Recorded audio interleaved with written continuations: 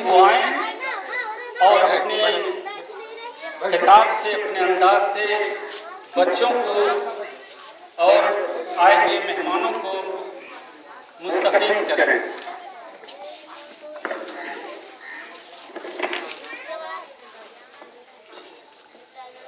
अल्हम्दुलिल्लाह रब्बिल आलमीन वस्सलातु वस्सलामु अला सय्यिदिल अंबिया वल मुरसलीन व अला आलिहि व अस्हाबिहि अजमईन, अम्मा बाद।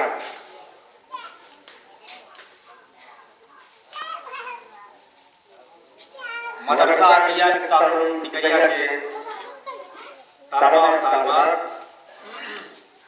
और मदरसा अरबिया मिफ्ताहुल उलूम टिकरिया की आवाज़ पर इसके कैंपस में तशरीफ लाने वाले हमारे मेहमान गिरामी, हिंदुस्तान में आमतौर पर दो तरह के त्योहार मनाए जाते हैं।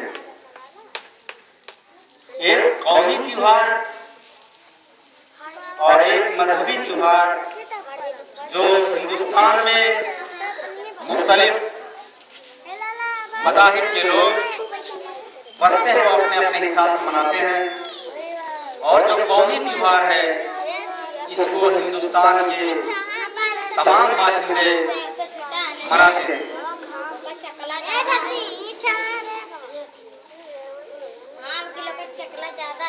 15 अगस्त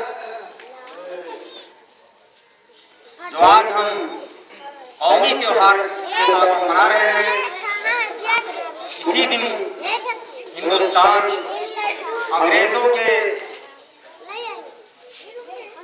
पंजों से आज़ाद कराया गया था, जिसकी खुशी में हम ये त्योहार मनाते हैं। चाहे वो हिंदू हो, मुस्लिम हो, सिख हो, ईसाई हो, बुद्ध हो, जैन हो, किसी भी धर्म के मानने वाले लोग हों, सब लोग इस त्योहार को मनाते हैं। आज मदरसा अरबिया मिफ्ताहुल उलूम टिकरिया भी हमेशा की तरह आज के दिन भी ये त्योहार मना रहा है, जिसमें आप लोग तशरीफ लाए। आप लोग लाए की मुबारकबाद है कि इस प्रोग्राम में आप लोग शरीक हुए। आप लोगों का इस्तकबाल करते हुए मैं आज के दिन जरूरी समझता हूँ कि कुछ बातें तो लाल किले से जो देश का प्राइम मिनिस्टर होता है वो पूरी दुनिया में कुछ बातें नशर करता है, लेकिन एक इदारे के जिम्मेदार होने की वजह से मैं समझता हूँ कि मैं भी कुछ बातें आप लोगों के सामने आप लोगों की कोशिश करूँ। बच्चों से मेरी गुजारिश है कि बच्चे थोड़ी देर के लिए खामोश हो जाएं।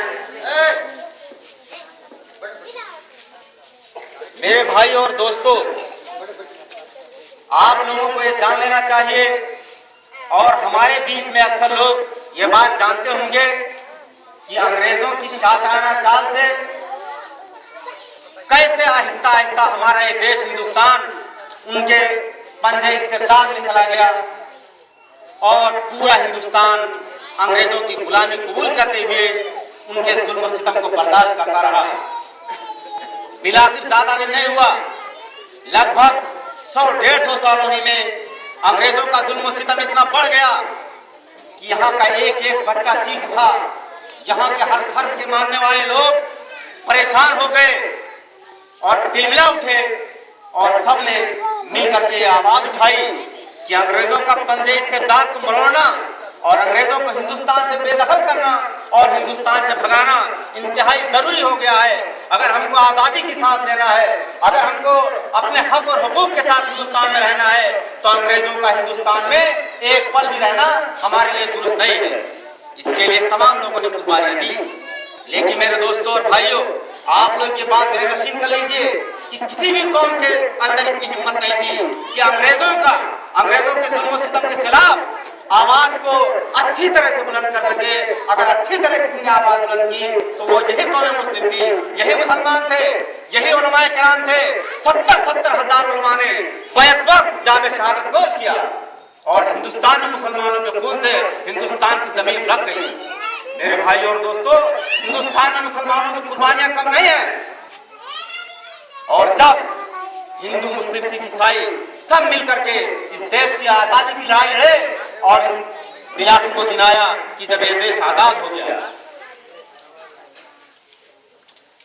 मेरे भाइयों और दोस्तों, देश तो आजाद हो गया और आज आजादी की खुशी हम लोग मना रहे हैं, आजादी का त्योहार मना रहे हैं। लेकिन आज के दिन ये भी देखना है कि क्या सारे लोगों को उनके जायज हुकूक इस हिंदुस्तान में मिल रहे हैं। जो हमारा कॉन्स्टिट्यूशन 26 जनवरी को बना था और जो लागू हुआ था, क्या उस कॉन्स्टिट्यूशन के हिसाब से, क्या उस आइन के हिसाब से और जो लाए अमल हिंदुस्तान को चलाने के लिए बना था, उस लाए अमल के हिसाब से हिंदुस्तान चलाया जा रहा है? ये सोचने की बात है। अगर उस लाहे अमल के हिसाब से ये हिंदुस्तान नहीं चलाया जा रहा है तो हम सबको एक बार फिर सोचना चाहिए कि हिंदुस्तान अगर अपने सही रास्ते से यहाँ की इंतजामिया हट गई है तो इस इंतजामिया को हमको बदलना चाहिए और ऐसी इंतजामिया लाना चाहिए जो हिंदुस्तान को इसके आइन के हिसाब से चला सके। आप जानते होंगे कि हिंदुस्तान का जब आइन बना तो इसमें कुछ हुकूक रखे गए, कुछ ड्यूटीज रखी गई, यानी हमारा काम क्या होना चाहिए और हमको क्या हक मिलना चाहिए। आप लोगों को जानना चाहिए कि अपने हुकूक के बारे में हमको जानकारी होनी चाहिए कि हमारे हुकूक क्या है। जब हिंदुस्तान का आइन लिखा जा रहा था उस वक्त लिखा गया कि हिंदुस्तान में मुख्तलिफ मज़ाहिब के मानने वाले लोग हैं, इसलिए सबका ख्याल रखते हुए इस देश के आइन को मुरतब किया जाए।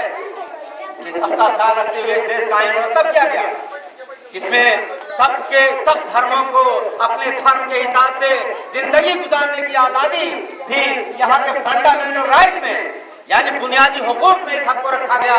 यहाँ के हर बाशिंदे को, जिस भी धर्म का मानने वाला है, उसको इस बात का पूरा अख्तियार है कि वो अपने धर्म के हिसाब से इस देश में जिंदगी गुजारे। लेकिन क्या यहाँ हमको अपने धर्म के हिसाब से जिंदगी गुजारने का पूरा हक है?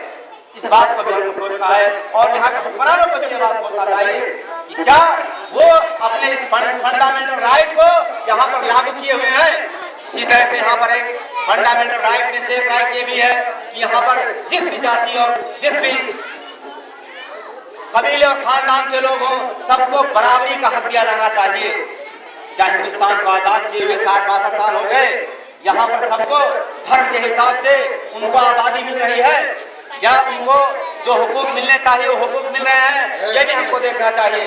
मेरे भाइयों और दोस्तों, आज 15 अगस्त को ये बात भी हमको सोचना चाहिए और खुसूसन अपने उन मुसलमान भाइयों को भी याद करना चाहिए जो गैर कानूनी तरीके से, जो इंतहाई हिंदुस्तान के आइन से हट करके उनको जेलों के अंदर बंद कर दिया गया। कुछ मुसलमान भाई हमारे जेलों के अंदर आज बंद हैं और कुछ लोगों को गैर कानूनी तौर से शहीद कर दिया गया। उनके बारे में भी हमको आज के 15 अगस्त को सोचना चाहिए और अगर हम कुछ कर सकते हो तो हमको अपने हिसाब से, अपनी इस्ताद के हिसाब से उनके हक में भी कुछ करना चाहिए और अगर कुछ नहीं कर सकते हैं तो उनकी मग़फ़िरत के लिए दुआ करनी चाहिए और हमको ये भी दुआ करनी चाहिए कि यहाँ के हुक्मरानों को अल्लाह ताला ये तौफीक दे कि मुसलमानों को उनका जायज़ हक हिंदुस्तान में दे सकें। मेरे भाइयों और दोस्तों, आपने देखा होगा अभी चंद दिनों पहले मौलाना खालिद मुजाहिद साहब को किस हिसाब से यहाँ की इंतजामिया ने उनको जेल में बंद करके बिना किसी जुर्म के साबित किए हुए उनको जेल में बंद किया और उनको इतना प्रताड़ित किया कि वो इस दुनिया से दार फानी कूच कर गए। मेरे भाइयों और दोस्तों, आज 15 अगस्त के दिन हमको ये सोचना है, ये सोचना चाहिए कि क्या मुसलमान इसी तरह से हिंदुस्तान में अपने हक से, अपने हुकूक से महरूम रहेगा? अगर नहीं तो हमें आने वाले दिनों में जो हमको वोट का हक दिया गया है उस वोट के हक को इस्तेमाल करते हुए जो इस तरह की हुकूमतें हों उनको हटा करके जो सही दिशा और क्या नाम है दिशा की तरफ इस देश को ले जा सकें, उनको इस देश में बैठाना चाहिए। मेरे भाइयों और दोस्तों, आज के दिन हमको बहुत सारी चीजों पर गौर फिक्र करना चाहिए। हमें ये भी देखना चाहिए कि हम जिस जगह पे हैं, जिस इदारे में हैं, क्या उस इदारे में जो हमारी ड्यूटीज हैं उस ड्यूटी को हम अदा कर रहे हैं या जो हमारे हुकूक और वाजिबात हैं क्या हमारे को हुकूक मिल रहे हैं, इस पर भी हमको गौर करना चाहिए। अगर आपको अपने पूरे हुकूक नहीं मिल रहे हैं तो उस पर आपको आवाज बुलंद करनी चाहिए। और अगर आप पूरी ड्यूटी नहीं कर रहे हैं तो आपको सोचना चाहिए कि हम अगर ड्यूटी नहीं करेंगे, हम अगर ड्यूटी की कोताही करेंगे तो इसका मुआवजा हमें इस दुनिया में भी होगा और आखिरत में भी होगा। अगर इस दुनिया में हम नहीं पकड़े जा सके तो यकीनन मेरे भाई और दोस्तों, अगर हम मुसलमान हैं और सच्चे मुसलमान हैं तो हमको ये सोचना चाहिए कि अल्लाह ताला के यहाँ आखिरत के दिन हमको कोई जो है बचा नहीं पाएगा। हमारे किसी खाने पर हमें कोई बचा नहीं सकता है, हम जरूर पकड़े जाएंगे। मेरे भाई और दोस्तों, हमें सोचना चाहिए कि क्या हम तलबा को, अपने अजीज तलबा जो हमारे ये जो है हमारे देश के यही भविष्य बनने वाले हैं, यही मुस्तकबिल बनने वाले हैं, क्या अपने देश के मुस्तकबिल को, क्या इस्लाम के मुस्तकबिल को हम सही दिशा में ले जा रहे हैं? क्या इनकी तालीमात को हम सही तरह से दे पा रहे हैं या हमसे कुछ कोताही हो रही है? यकीन है अगर हमसे कोताही हो रही होगी तो हम पकड़े जाएंगे। अगर इस दुनिया में नहीं पकड़े गए तो आखिर में जरूर पकड़े जाएंगे। ये सोच कर हमको काम करना चाहिए। मेरे भाई और दोस्तों, कुछ सरपसंद नासिर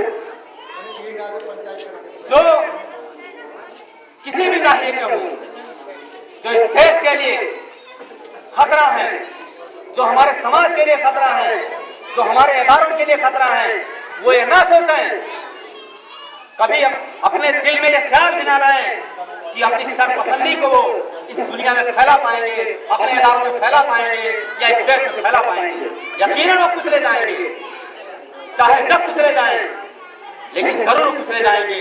मेरे भाई और दोस्तों, इसलिए सरपसंद नासिर को चाहिए कि अपनी सरपसंदी को बंद कर दें, तौबा कर लें और जो इदारे चल रहे हैं उनको अपनी दिशा में, उनको अपने रास्ते में, उनके रास्ते में रोड़ा ना बने, उनको चलने दें सही तरीके से, ताकि यहाँ पर इस फैक्ट्री में जो आइटम तैयार किया जा रहा है वो सही तरह से तैयार किया जा सके और ताकि वो समाज के लिए नुकसानदेह ना हो सके।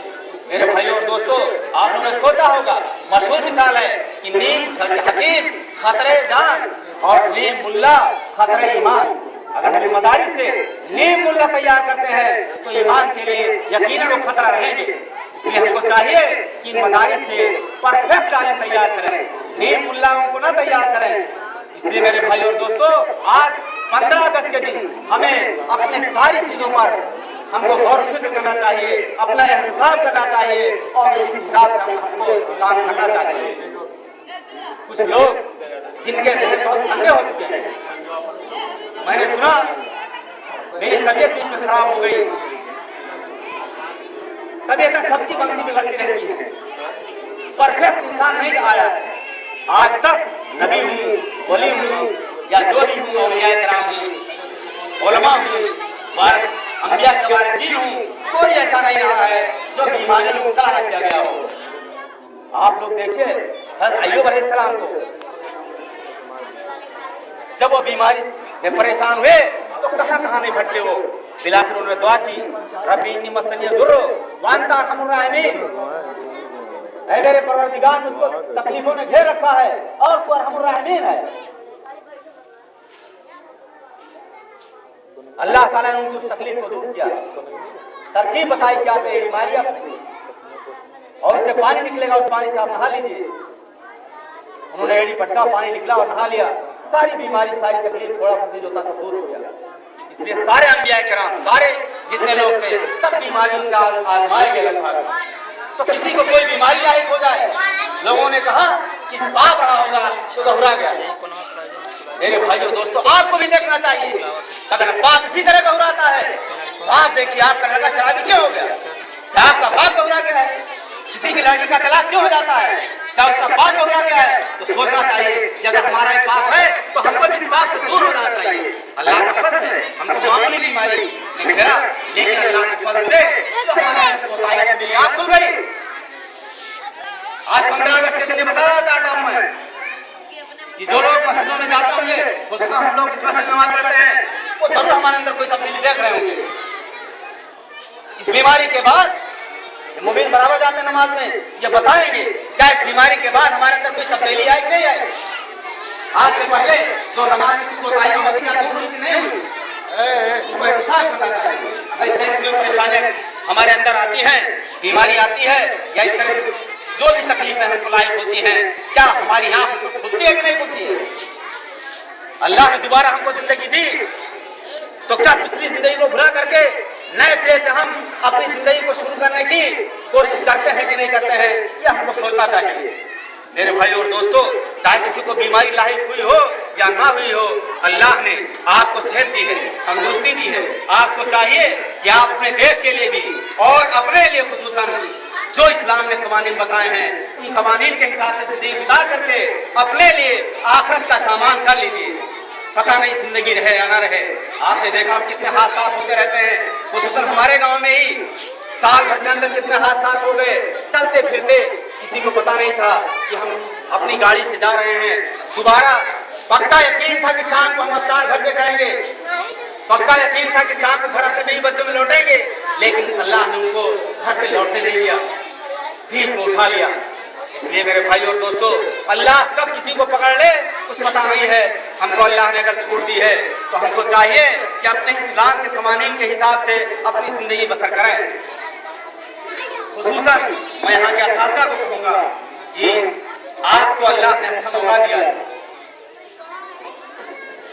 लोगों को दिल्ली और बॉम्बे कहाँ जाना पड़ता है, रोजी रोटी के चक्कर में भटकना पड़ता है, और उसके बावजूद भी वो यौमिया 1000 रुपये से कमाना बहुत मुश्किल के लिए हो जाता है। अल्लाह के फल से आपको अल्लाह ने इसी मदरसे में रोजी रोटी का सामान कर दिया है।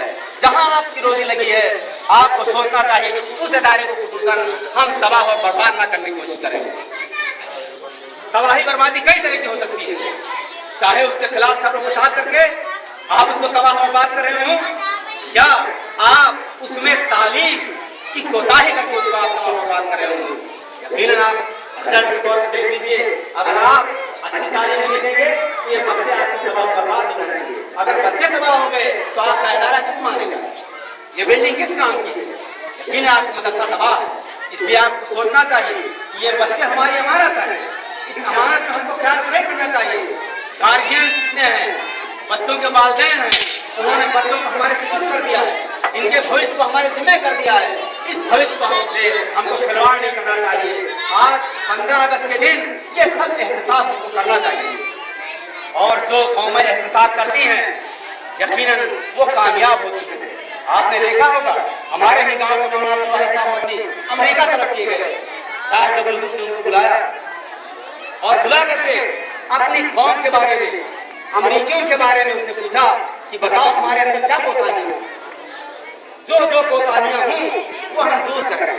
अमेरिका जैसी सुपर पावर ताकत उसको एहसास होता है कि दुनिया के मुसलमानों को बुला करके हम उससे राय मशवरा लें और जो कोताही बताएं उसकी हम इस्लाह करें, ताकि हम दुनिया में आगे बढ़ें। वो जब इस्लाह कर सकते हैं तो क्या हम मामूली अदारा चला करके इसमें हम इस्लाह की बात नहीं कर सकते हैं? क्या हम एकदम परफेक्ट हैं?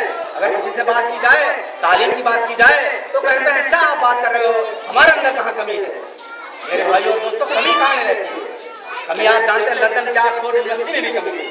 वहाँ भी रोजाना निसाब चेंज करने की बातें क्या करते हैं। आप जानते हैं अमेरिका में जो यूनिवर्सिटियाँ हैं वहाँ भी रोजाना निसाब चेंज होता है। वो अपने अंदर जो कमियां उसको तलाश करते हैं। हम तो मामूली अदारा चला रहे हैं, हमारे अंदर सारी कमियां ही कमियां हैं। हमको इस पर रोज गौर करना चाहिए और जो कमी हमको मिल जाए उसको दूर करने की कोशिश करना चाहिए। आज 15 अगस्त के दिन हमें ये सब सोचना चाहिए। मैं ज्यादा बहुत सख्त बात ना कहते हुए सिर्फ इतना कहूँगा मेरे भाई और दोस्तों कि अगर आपने अपनी कमियों को अब से दुरुस्त नहीं किया तो यकीनन अल्लाह के यहाँ जो पकड़ होगी होगी, यहाँ भी पकड़ हो सकती है आपकी, और इसकी सारी जिम्मेदारी आप लोगों पर होगी। इसलिए आप लोग ये कोशिश करिए कि ज्यादा से ज्यादा बच्चे, खुसूसन जो बच्चे इस मदरसे से मदरसा अरबिया में ताल्लुक की दरिया से भटक गए हैं और भटक करके गलत रास्ता अपना लिए हैं। मैं जानता हूँ सादुल्लापुर में कितनी तालीम होती है, मैं जानता हूँ क्या नाम है जिया में कितना तालीम होती है। मेरे भाई और दोस्तों, कितनी तालीम वहाँ होती है सबको पता है। जाहिर बात आपने बताइए कि तालीम का एक म्यार है, उसका एक क्राइटेरिया है, उसके कुछ शराइत और वाजिबात हैं, वो जब तक पूरे ना किया जाए तब तक तालीम नहीं दी जा सकती है। एक मुदर्रिस 100 बच्चों को तालीम नहीं दे सकता है। लेकिन आप जानते होंगे सादुल्लापुर में एक मदरस को कितने बच्चों को पढ़ाया जाता, कितने बच्चों को पढ़ाना पड़ता है। अगर एक मदरस वहाँ 90 बच्चों को पढ़ा रहा है तो आप सोच लीजिए कि वो अपने हुकूक को किस तरह अदा कर पा रहा होगा। 1 घंटा अगर 30 मिनट का मान लीजिए, 40 मिनट का मान लीजिए, एक बच्चे को अगर आप एक पीरियड में 1 मिनट भी ना दे पाए तो आप उसको क्या सिखा पाएंगे। हम अपने बच्चों का घर पे हिसाब लें। एक बच्चे पर अगर आधा घंटा भी हम उसको देते हैं तो हम उसको कितना तालीम दे पाते हैं? यकीनन मेरे भाइयों दोस्तों, बहुत मुश्किल से आधा घंटे में उसको कुछ सिखाया जा सकता है। एक मिनट में कितना सिखा पाएंगे? इसलिए आसपास के इदारों में बहुत ज्यादा तालीम का मामला नहीं है। इसलिए हमको चाहिए कि हम अपने बच्चों को दोबारा अपने इदारे में लौटाएं और इस इदारे के जो स्टाफ है, इस इदारे का जो स्टाफ है, यहाँ के जो मुदर्रिसीन हैं, उनसे जो कमियां हैं उनका हम हिसाब लें। यकीनन सबको अख्तियार है। मेरे भाई और दोस्तों, मदरसा है ये किसी के बाप की जागीर नहीं होता है। ये कौमी वर्षा है, मिल्लत का वर्षा है। कौमी ना मान करके हम इसको मिल्ली वर्षा माने। ये मुसलमानों का हक है। ये जो है इस पर किसी का, आज अगर इसके जिम्मेदार हैं तो हमारा लड़का इस पर विरासत का दावेदार नहीं हो सकता है। जब तक हम इसको सही तरह से चलाएंगे तब तक हम इसके जिम्मेदार हैं। अगर हम इसके सही रास्ते से भटक जाए, हमको इस जिम्मेदारी से दोष लगाना चाहिए। इसलिए ये इदारे किसी की जागीर नहीं हुआ करते हैं। मेरे भाइयों और दोस्तों, हमारे बाप दादा थे, किसी के भी बाप दादा रहेंगे, वो पहले क्या करते थे? जो भी मदरसे में चंदा देते थे वो अपने लिए और अल्लाह के रास्ते निकालते थे। जो जमीनें निकली इस मदरसे में, पूरे गांव के लगभग जमीनें निकली हैं, लेकिन पूरा गांव, इसलिए पूरे गांव का इदारा हो गया, किसी का एक शख्सी इदारा नहीं होता। इसलिए अगर किसी के जहन में बात हो कि ये इदारा हमारा है, इस इदारे का वारिस मैं हूं, तो वो अपने जहन से ये बात को निकाल दे। ये इदारा किसी का नहीं है, किसी के बाप का नहीं है, इसका कोई वारिस नहीं है। जो सही तरह से चलाएगा वही इसका वारिस होगा। जो सही तरह से पढ़ाएगा वही मुदर्रिस में टीचर रहेगा, और जो सही तरह से नहीं पढ़ाएगा वो इसमें टीचर भी रहने का हकदार नहीं है। मैंने इससे पहले भी कहा था, अब वो वक्त आ गया है। मैंने ऐलान किया था कि अगले सत्र से इस मदरसे में जो भी कमियां रहेंगी उन कमियों को यहाँ बर्दाश्त नहीं किया जाएगा। इसलिए ये सत्र शुरू हो गया है, कल से इदारा खुला है, अब चालू हो गया है। मैं सबसे कहना चाहूंगा और बहुत नर्म लहजे में कहना चाहूंगा कि आप लोग अपनी कमियों को दुरुस्त कर लीजिए, वरना यहाँ के जो निमरान हैं उनसे मैं दोबारा इल्तिमास करूंगा कि अगर किसी के खिलाफ कार्रवाई होगी तो बराए करम आप लोग उसकी सिफारिश लेके मत आइएगा। अगर आपको सिफारिश करनी होगी तो पहले उससे सिफारिश कर लीजिए कि वो यहाँ पर सही तरह से तालीम दे। अगर वो सही तरह से तालीम देने के आप सिफारिश करके उसको सही तालीम देने के लिए राजी नहीं कर पाए तो आप उसको तनख्वाह कटने पर या सस्पेंड होने पर आप सिफारिश लेके मत आइएगा मेरे दोस्तों, बल्कि आप लोग ये सिफारिश करिएगा और इसमें खुशी होगी कि जो नहीं पढ़ा रहा है उसको यहाँ रहने की कोई गुंजाइश नहीं है।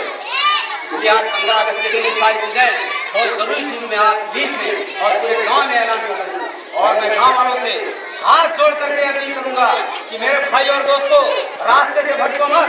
दूसरे गांव में आपको इज्जत मिलने वाली नहीं है। अगर आप अपने घर में इज्जत नहीं पाओगे तो आप बाहर इज्जत नहीं पाओगे। सोच लो, जो लोग हिंदुस्तान की आजादी से पहले इस देश को छोड़ करके पाकिस्तान में चले गए थे, पाकिस्तान में उनका क्या असर है? आज भी वो मुहाजिरीन कह करके पुकारे जाते हैं। आज भी वो अपने हुकूक की लड़ाई पाकिस्तान में लड़ रहे हैं और उनको हुकूक पूरे नहीं मिल रहे हैं। इसलिए मेरे भाई और दोस्तों, आप अपने गांव को छोड़ करके गांव में इख्तिलाफ मत पैदा करो। यहाँ का सबका खैरात, यहाँ की चरने कुर्बानी तकसीम मत होने दो मेरे भाई और दोस्तों। इसलिए कि लोग तमाशा देखने के तब पर तमाशा देखने के लिए आसपास के लोग तैयार हैं। कब आप बटो, आप फिरकाबंदियों में आप मुंतशिर हो और वो इसका फायदा उठा करके आप लोगों पर मजाक उड़ाएं। यही ना मेरे भाई और दोस्तों, जो लोग चंदा करने गए थे एक दो लोग, उनसे पूछो, जब इस मदरसे की रसीद पेश की जाती है तो वो कहते हैं कि ठिकरिया वाले तो लड़ रहे हैं, उनको लड़ने दो, उनको चंदा देने की क्या जरूरत है। ये मैसेज पूरे हिंदुस्तान में फैलाया गया है। मेरे भाई और दोस्तों, इस इख्तिलाफात को दूर कर करके हमें मुत्तहिद होकर के इस गांव के लिए, इस मदरसे के लिए, इस कौम के बच्चों के लिए काम करना है। ये इदारा जो मदरसा के स्थापित किया है, ये सिर्फ गांव का इदारा नहीं है। आप लोग जानते होंगे, जब इदारा कायम किया गया, इसकी सोसाइटी रजिस्टर कराई गई तो इस बात का ख्याल रखा गया कि यहाँ सिर्फ गांव के मेंबरान न रखे जाए। इसलिए पूर्व जवार के 10 गांव इस इदारे में शामिल किए गए। इसलिए कि उस वक्त पूर्व जवार के कई इदारे नहीं थे। आप याद कर लीजिए क्या मसाका में मकतब था, औरत में था, सादुल्लापुर में मकतब था, कुश्मी के लोग यहाँ आते थे, करैना के लोग यहीं आते थे, रानी परसा यहीं आते थे, सपुया के लोग यहीं आते थे। इसके अलावा आप देखिए इस जवाब में कहीं कोई मकान मदारिस का कोई सिलसिला नहीं था, सिर्फ टिकरिया ही ये मकतब था और मदरसा कायम किया गया था। इसलिए पुराना इदारा है, इस इदारे को तोड़ने की बात नहीं करना चाहिए। मैं आसपास के लोगों से भी कहता हूँ, ये मेरे आसपास के मुस्लिम भाइयों, आप अपने यहाँ जो मकान चला रहे हैं, मकतब तक आपकी तालीम यहीं तक सीमित है। इसलिए मकतब तक आप अपने बच्चों को तालीम देने के बाद अपने बच्चों से तलकीन करिए कि मकतब के बाद दर्जा 5 के बाद दर्जा 6 से यहाँ पर अरबी दर्जा से जो इंतजाम किया गया है, अपने बच्चों को यहाँ दाखिला कराइए। और यकीन जानिए आप लोग कि आपके वो बच्चे जो आपके हैं वो आपका सदका और खैरात खाने के मुस्तहिक नहीं। वही तलबा जो बाहर से आकर के यहाँ मुकीम है, वो तलबा जो बिहार, झारखंड और इस तरह से पूरे हिंदुस्तान के कोशे कोशे से मदरसे में आते हैं, यहाँ रात क्याम करते हैं, यहाँ खाना खाते हैं, यहाँ मकतब चलता है, वही आपके सदका और खैरात के और आपके कर्ज कुर्बानी के मुस्तहिक है। इसलिए आप लोग इस बात का ध्यान दीजिए कि जहाँ जहाँ मकाजिद चल रहे हैं और वो उलमाए किराम जो आपको गुमराही की तरफ ले जा रहे हैं, यकीन आप उससे पूछिए कि क्या आप अपनी चरम कुर्बानी का जो पैसा है वो अपने बच्चे पे खर्च कर सकते हैं, उसकी तालीम पे खर्च कर सकते हैं। अगर आप इस बात को सही है, आप इस बात को बता सकते हैं कि उसको फीस देके पढ़ा सकें, तो यकीन आप अपने बच्चे पर अपनी चरम कुर्बानी या अपना सदका खैरात नहीं खर्च कर सकते। यहाँ जगहों पर जो ये एक रास्ता खोल दिया है उलमाए किराम ने कि वहाँ पर अपने बच्चों का अपना सदका और खैरात अपने बच्चों का खर्च करते हैं, अपना ही नहीं दूसरों का भी। यही पर ये बात भी मैं वाज़ेह कर देना चाहता हूँ कि परेशानी होती है मकातिब को चलाने में। मकातिब को चलाने में परेशानियाँ हैं। गांव का कोई आदमी या कमेटी के कुछ लोग मदारिस को नहीं चला सकते हैं, उसका लंबा खर्चा होता है, लेकिन रास्ते भी तो बहुत हैं। उसके लिए अपने सदके के अलावा आप अपनी हलाल कमाई का सही पैसा भी तो खर्च कर सकते हैं।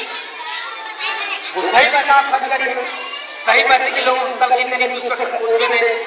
आप चंदा करते हैं, चंदा करिए और बताइए कि ज़कात का पैसा इसमें मत दीजिए, आप अपना सही माल इसमें दीजिए। ये चीज़ बताना चाहिए लोगों को। अभी एक जगह एक रसीद कटी और उसमें लिखा जाता है कि आपका माल कैसा है, ज़कात का माल है या ये जो है आपका फ्रेश माल है, उसमें लिखा था ज़कात का माल। लोग बताने लगे कि लोग ये ज़कात का माल अपने बच्चों से, अपने उन बच्चों पर जो अपने उसमें ले जाकर खर्च कर लेते हैं, क्या यह जायज़ है? आप लोग उलमाए किराम से पूछिएगा जो सही दीन की तालीम जानते हैं। बस जानना कहते हुए मैं अपनी बात को खत्म करता हूँ और आप लोगों से ये अपील करूँगा, आपका शुक्रिया अदा करूँगा कि आप मदरसा में तशरीफ लाए। वस्सलामु अलैकुम।